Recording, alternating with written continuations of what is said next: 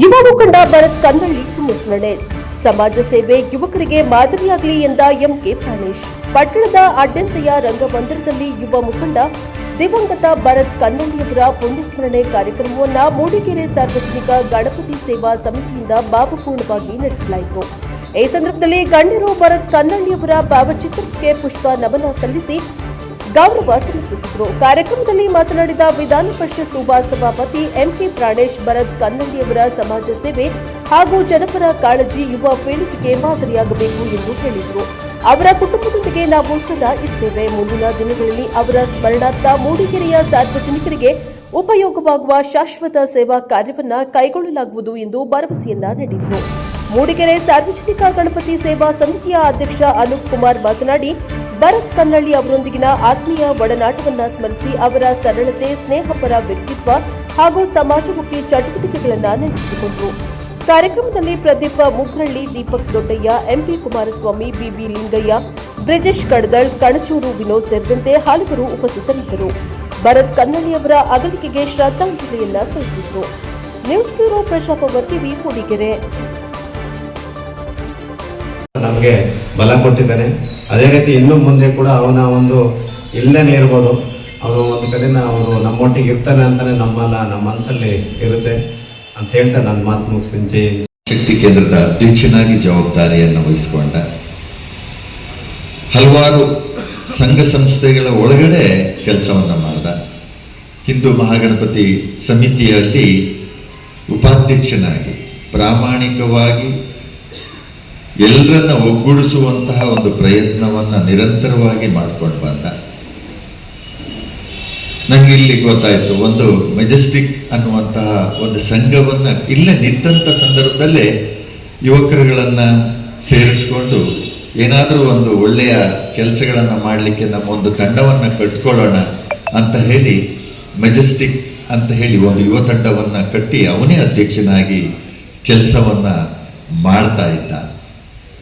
ಬಹುಶಃ ಹುಟ್ಟು ನಿಶ್ಚಿತ, ಬದುಕು ಸಾವು ನಿಶ್ಚಿತ.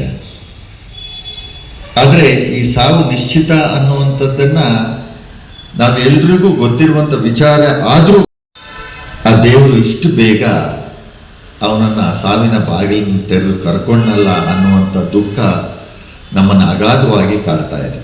ಬದುಕಿ ಬಾಳಬೇಕಾದಂಥದ್ದು, ತನ್ನ ಮಕ್ಕಳ ಭವಿಷ್ಯವನ್ನು ರೂಪಿಸಬೇಕಾದಂಥದ್ದು, ನಾವು ಇನ್ನೂ ಪ್ರಪಂಚದ ಅರಿವನ್ನೇ ಕಾಣದಿದ್ದಂಥ ಸಂದರ್ಭದಲ್ಲಿ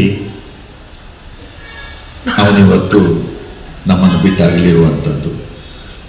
ಇವೆಲ್ಲವನ್ನ ಯೋಚನೆಯನ್ನ ಮಾಡಿದಾಗ ನಮ್ಗನ್ಸುತ್ತೆ, ಮನುಷ್ಯ ಎಷ್ಟು ದಿವಸ ಬದುಕಿದ್ರೂ ಕೂಡ ಅವನು ಇದ್ದಂಥ ಸಂದರ್ಭದಲ್ಲಿ ಮಾಡಿದಂಥ ಕೆಲಸಗಳ ಹೆಜ್ಜೆಯ ಗುರುತುಗಳು ಶಾಶ್ವತವಾಗಿ ಇರುತ್ತೆ ಅನ್ನೋದಕ್ಕೆ ಇವತ್ತು ನಾವು ಅವನ್ನ ನೆನೆಸ್ಕೊಳ್ತಿರುವಂಥ ರೀತಿಗಳು, ಅವನು ಮಾಡಿದಂಥ ಕೆಲಸಗಳು.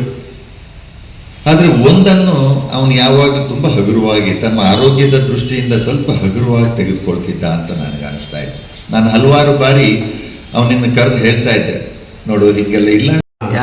ನಮ್ಮ ಧರ್ಮಣ್ಣ ನಾನು ಈ 3 ವರ್ಷದ ಹಿಂದೆ ನಾನು ಮಾಡಲ್ಲ ಅಂತ ಸಂದರ್ಭದಲ್ಲಿ ಅವನು ನನ್ನನ್ನೇ ಕೂಡ ನೀನು ಆಗ್ಬೇಕು ಮರ್ಯ ಗಣಪತಿಯ ಅಧ್ಯಕ್ಷ ಅಂತೇಳಿ, ನಾನು ನಿಮ್ಮೊಟ್ಟಿಗೆಲ್ಲ ಇರ್ತೀವಿ, ಸಹಕಾರ ಮಾಡ್ತೀವಿ ಅಂತೇಳಿ ತುಂಬ ನಮ್ಮನ್ನು ಕೇಳ್ಕೊಂಡು, ನಾನು ಕೂಡ ಆ ಸಂದರ್ಭದಲ್ಲಿ ಪ್ರಾಣೇಶ್ ಅಣ್ಣ ಎಲ್ಲರೂ ಸೇರಿ ನನ್ನನ್ನು ಅಧ್ಯಕ್ಷರು ಮಾಡಿದರು. 3 ವರ್ಷ ಕಾಲರೂ ಕೂಡ ತುಂಬ ಅಚ್ಚುಕಟ್ಟಾಗಿ ಗಣಪತಿ ತರೋದ್ರಲ್ಲಿರ್ಬೋದು, ಹಾಗೆಯೇ ಟ್ಯಾಬ್ಲೋ ಇರ್ಬೋದು, ಪ್ರತಿ ಒಂದು ಹಂತದಲ್ಲೂ ಕೂಡ ಅವನ ಒಂದು ಕೊಡುಗೆ, ಆಮೇಲೆ ಅವನು ನಮ್ಮ ಹಿಂದೆ ಇರೋಂಥದ್ದು ತುಂಬ ನಮಗೆ ಬಲವಾಗಿತ್ತು. ಹಾಗೆ ಎಲ್ಲ ಸಂಘಟನೆ ವಿಚಾರವಿರ್ಬೋದು, ಹಾಗೆಯೇ ಒಂದು ರಥಯಾತ್ರೆಯೂ ಕೂಡ 97ರಲ್ಲಿ ಅಂತ ಕಾಣಿಸುತ್ತೆ, ಆ ಟೈಮಲ್ಲಿ ಮಾಡಿ ಇಡೀ ಜಿಲ್ಲಾದ್ಯಂತ ಸಚಿನ್, ಭರತ್ ಮತ್ತು ದಿಲೀಪ್ ಇವರೆಲ್ಲ 4 ಜನ ವಹಿಸ್ಕೊಟ್ಟಿದ್ರು. ಅದು ಅಷ್ಟು ಅಚ್ಚುಕಟ್ಟಾಗಿ ಇಡೀ ಜಿಲ್ಲೆಯಾದ್ಯಂತ 1 ತಿಂಗಳ ಕಾಲ ಅವರು ಈ ಸಂದರ್ಭದಲ್ಲಿ ಆ ಕೆಲಸನ ವಹಿಸ್ಕೊಂಡು ಪೂರೈಸಿದರು. ಹಾಗಾಗಿ ಎಲ್ಲ ವಿಚಾರ ಕೂಡ ಅವನ ಒಂದು ನೆನಪುಗಳನ್ನ ಇಲ್ಲಿ ಬಿಟ್ಟು ಹೋಗಿದ್ದಾನೆ. ಹಾಗಾಗಿ ಯಾವುದೇ ಸಂದರ್ಭದಲ್ಲೂ ಕೂಡ ಅವರ ಮನೆಯಲ್ಲಿರ್ಬೋದು, ಕುಟುಂಬದಲ್ಲಿರ್ಬೋದು, ಏನೇ ಸಂದರ್ಭದಲ್ಲಿ ಪ್ರಾಣೇಶ್ ಅಣ್ಣಗಾಗಲೇ ಹೇಳಿದ್ರು, ನಿಮ್ಮೊಟ್ಟಿಗೆ ನಾವು ಇದ್ದೀವಿ ಅಂತೇಳಿ. ನಾವು ಕೂಡ ನಿಮ್ಮೊಟ್ಟಿಗೆ ಯಾವುದೇ ಸಂದರ್ಭ ಕೂಡ ಯಾವುದೇ ಆತಂಕ ಬೇಡ, ನಾವು ಕೂಡ ನಿಮ್ಮೊಟ್ಟಿಗೆ ಇರ್ತೀವಿ. ಹಾಗಾಗಿ ಈ ನೆನಪುಗಳನ್ನ ನಾವು ಮರೀಲಿಕ್ಕೆ ಸಾಧ್ಯನೇ ಇಲ್ಲ. ಹಾಗೆ ಪ್ರತಿಯೊಂದನ್ನು ಕೂಡ ಅವನು ಸತ್ಯ ನ್ಯಾಯ ನೀತಿ ಅನ್ನೋದು ಕೂಡ ಎಲ್ರಿಗೂ ಕೂಡ ಅವನು ದನಿಗೂಡಿಸಿ